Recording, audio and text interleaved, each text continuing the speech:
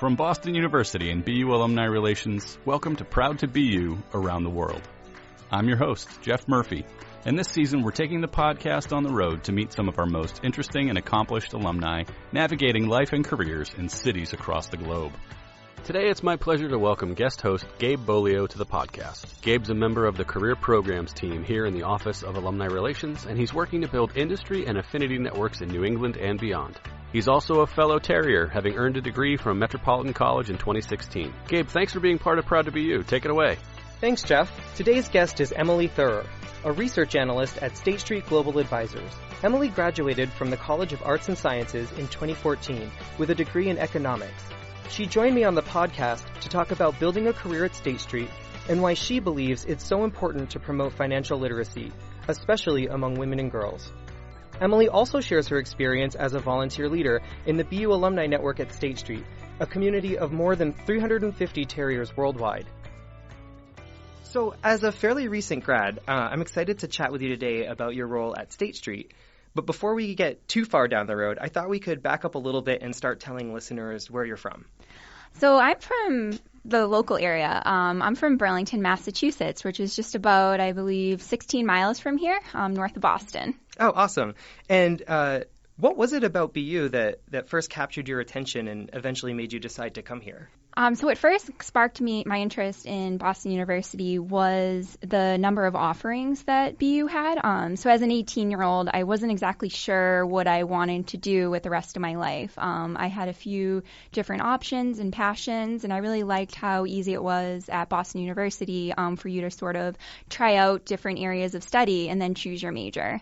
In addition, my grandfather actually attended Boston University after the Korean War way back. So that was interesting that I ended up at the same college as him. Oh, that's amazing. So more than one Terrier in your family. I know you graduated from the College of Arts and Sciences. Would you mind telling listeners what you studied there? So I studied economics, and then I also minored in Questrom with a business administration minor. Oh, very good. And did you know, in high school that this was kind of the path that you were interested in going down?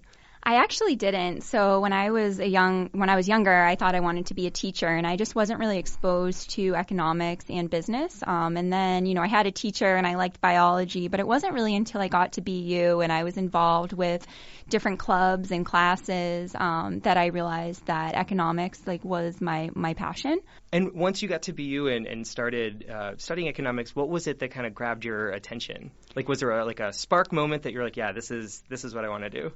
I think when I realized how it related to current events that were going on in the world, I always had an interest in math and political science, but economics was sort of the area that bridged those two gaps, and I wasn't sure that I wanted to strictly go into business, and there's so much that you can do with an economics degree that you don't, you can go to graduate school, you can become a teacher, that you don't strictly have to go into business, although that is the path that I have taken.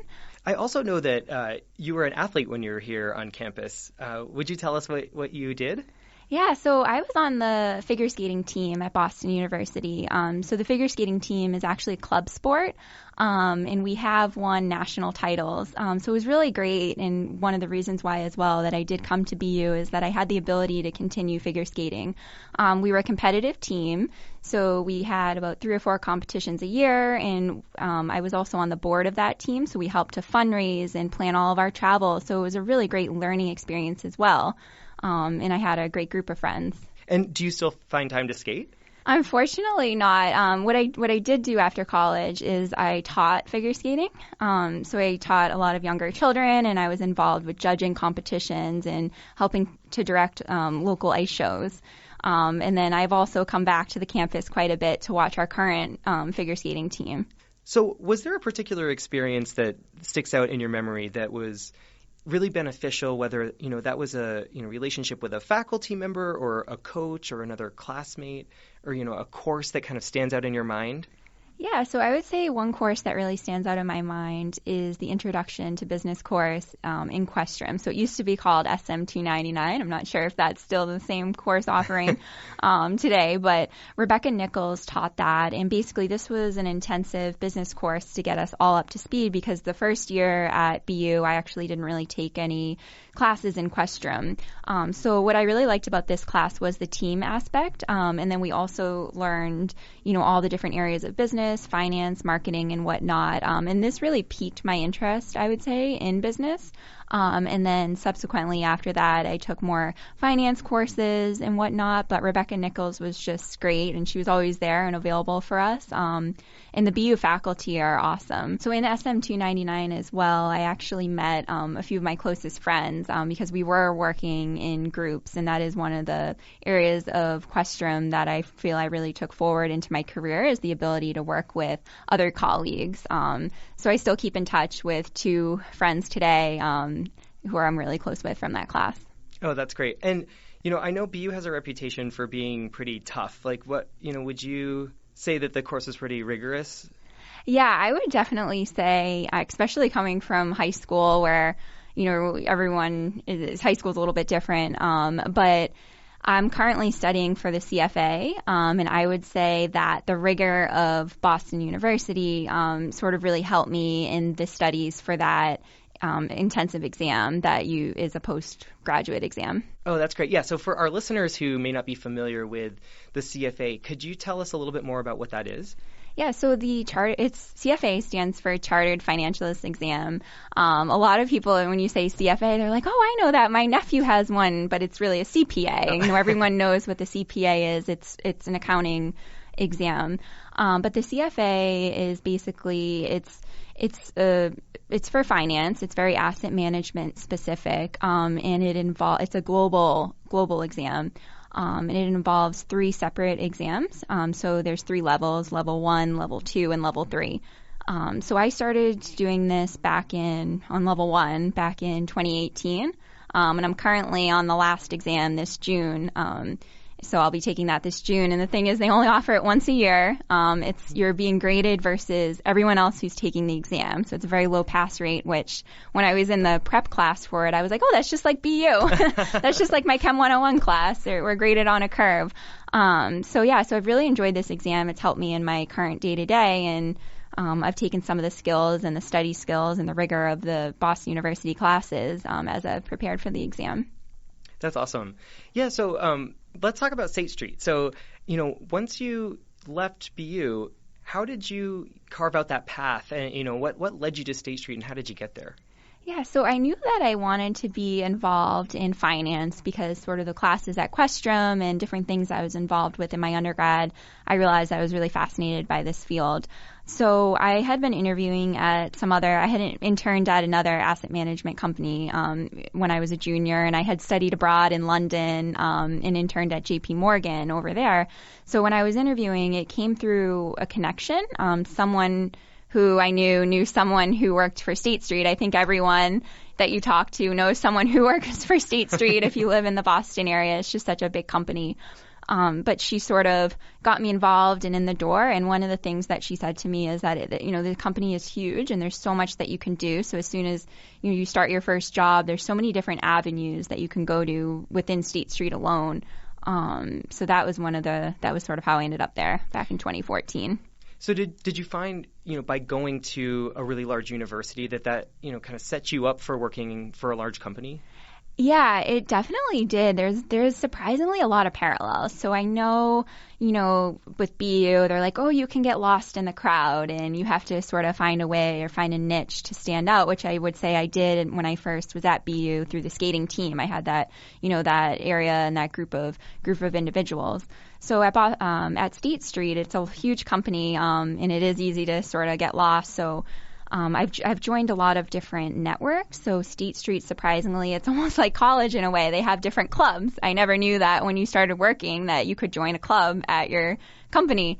So that was a really great way to network. So I think BU taught me how to network and keep in touch with your professors, which is sort of what you have to do when you're working, and not be afraid to move around within a large company. not to remain like stuck in a certain position. Well, speaking of networks, selfishly, I have the pleasure of working with you and a couple other colleagues at State Street to create a BU corporate affinity network. We have about 350 alumni that we know work at State Street, and I'm sure there are probably some others that we're not aware of. But could you tell people about what you do to help connect the alumni there at State Street to each other?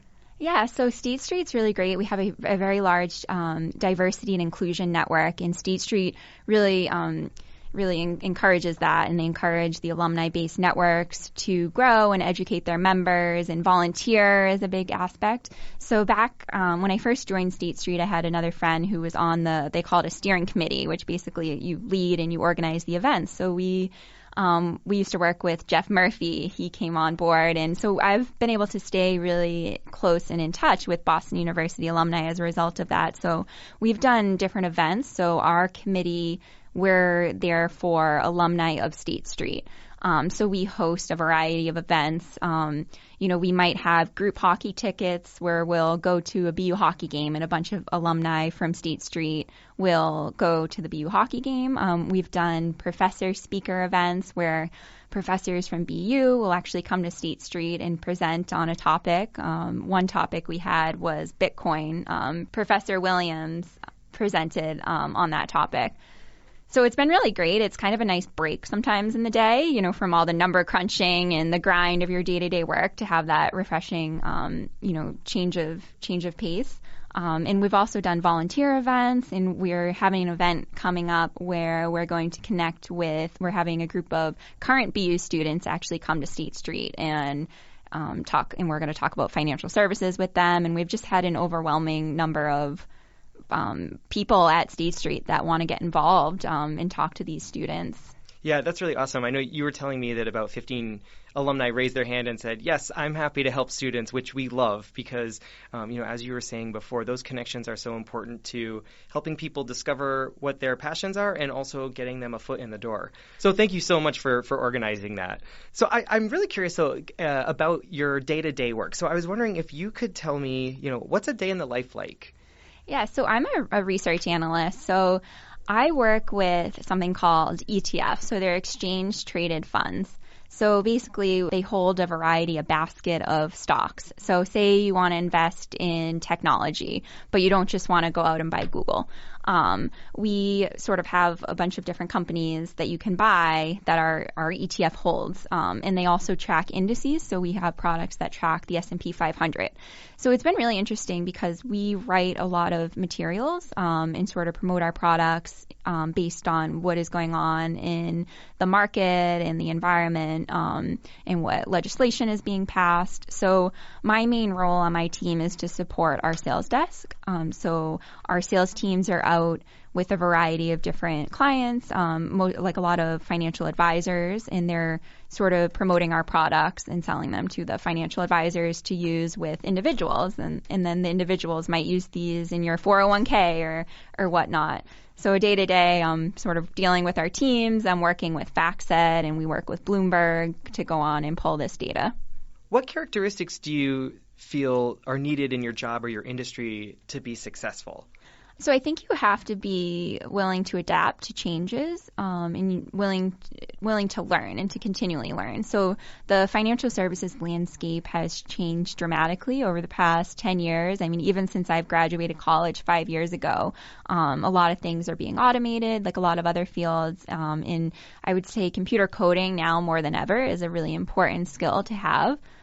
So just the ability to change and be open to change is definitely really important, and to continually learn and keep up to date on the markets and current events. Are there any lessons from your first year on the job that might be helpful to others? And also as a young alum, do you have advice for alumni who are just starting their job search, in terms of breaking in or, things that you know now that would have been helpful to know when you were first applying? Yeah, so I would say that one thing is don't take yourself too seriously. Although you are at a professional setting and whatnot, I think coming from college, it's definitely a different transition when you go into the workplace. but you just have to know that your colleagues are other people too. I remember I used to be afraid to sort of email or reach out to senior executives within my company, and then, someone just gave me the piece of advice that they're people too and that they like giving advice and helping others. So definitely don't take yourself too seriously. And don't be afraid to ask questions when you first start something. Like anything, you have a lot of questions, and you're not expected to know everything, even though you just have this degree from Boston University and you just graduated. So that is definitely two things when I was in my first job that I wish I knew. Also, advice to seniors who are currently job searching. I know there's a lot of pressures to sort of secure your job in the fall or to find that first job. Just know that your first job will not be your last. Whether you're moving within the same company or transitioning out, there's a lot of individuals who I work with in finance that actually don't even have a degree or a background in finance, and vice versa. A lot of the individuals I went to school with that maybe graduated with a business degree, they might be doing something completely different. So there's definitely a lot of paths that you can take. So I know you've been at State Street for about 5 years. As a recent graduate, do you have advice for other alumni who are just beginning their job search? I would definitely tell recent alumni that they should really utilize the BU Alumni Network. There are BU alumni all over the world, in Boston, in New York, as well as overseas. So definitely don't be afraid to reach out to alumni who work at other companies. I think that's how you really learn about the culture of a company, is not through their website, but actually, speaking to people who work at those companies. So Boston has a fairly large, financial services sector, but sadly, it's not always the top of mind city that you think of when you think of financial services. It's often New York. So what made your decision to stay here in Boston? Yeah, so I ended up staying in Boston a lot. I would say a lot of the individuals who I graduated with did go to New York City. Some of them are actually coming back to Boston now, 5 years later, but staying in Boston, I stayed because I did kind of know long term that I did want to, raise a family and live in Boston near my family. And State Street is headquartered in Boston, and there's quite a few companies that are headquartered here. Fidelity is another one, and there's a lot of smaller asset managers that are a little lesser known that reside in Boston as well. So I knew there was a lot of opportunity. I did hear recently, and you can't quote me on this, that Boston actually manages more money in terms of like asset management than New York City.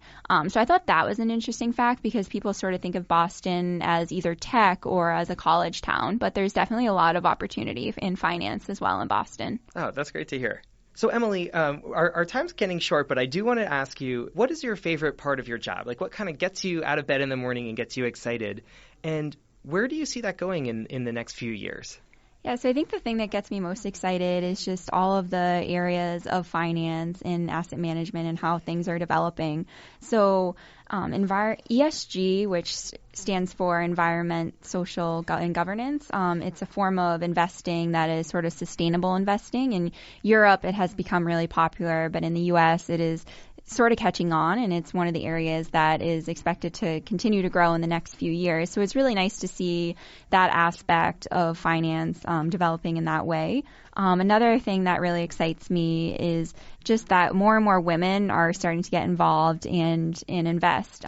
So that financial literacy aspect is something that I sort of enjoy on my own side, teaching my friends and educating them about different areas of finance, that it's not just about your 401k, because I think growing up, all of us, we really weren't exposed to this. And I do, women are, through studies, found to sort of fall behind because of this, because they don't really have that passion. So just sort of educating others about finance and investing and whatnot.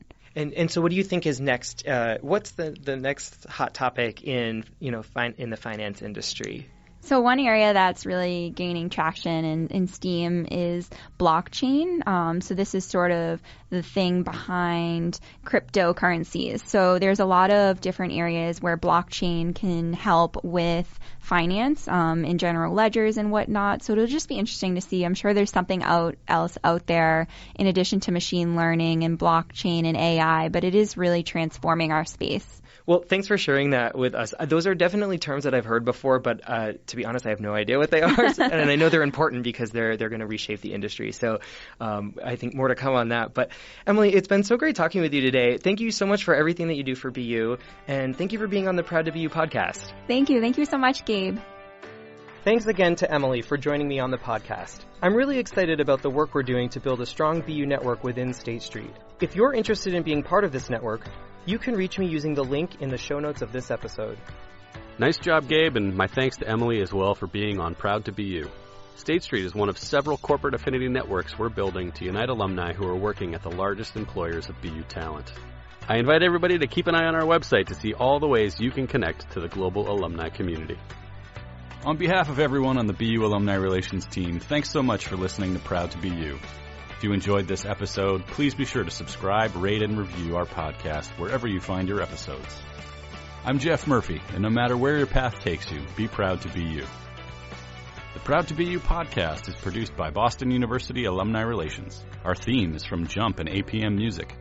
To learn more about Proud to BU, visit bu.edu/alumni/podcast.